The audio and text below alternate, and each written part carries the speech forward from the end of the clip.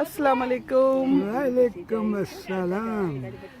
तो आज मैं अपने अब्बू जी के साथ हूँ हाँ, और आज है ईद और हम लोग ईद मना रहे हैं अब्बू के साथ। हमें बहुत खुशी है। हाँ। अब्बू, आप कुछ लोगों को पैगाम देना चाहते हैं ईद पे?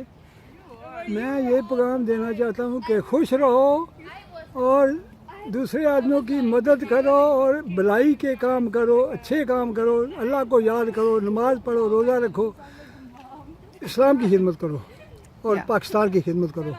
या अब्बू, अगर आप थोड़ा सा, क्योंकि आप बहुत अच्छी नाते पढ़ते हैं, आप नहीं मैं यार कोई नहीं।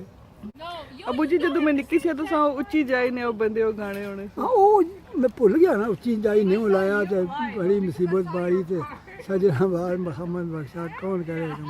अच्छा, उच्ची अब्बू जाई न्यों लगाया बड़ी मुसीबत पारी सजदा माज मोहम्मद बख्शा कौन करेगा मुखारी।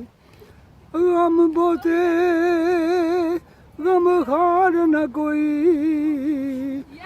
की दसा होते जिस दे बिचे जिरम गमाया वो मुख ना दसे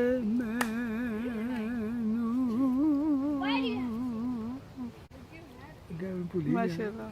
जावे यार हवाले रब दे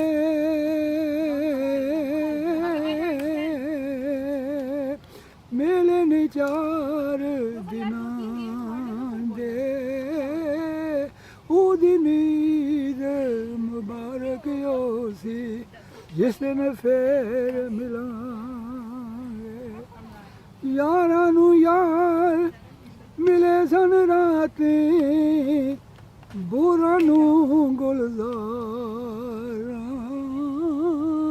कामल मुर्शद मिले गरीबां कर मेरा मासरा।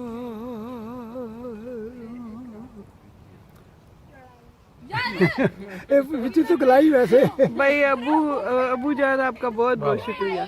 सबको ईद मुबारक अबू की तरफ से भी और हम सब की तरफ से भी। अल्लाह ताला आपको अपने ईमान में रखे ठीक सबको। है, अल्लाह हाफिज।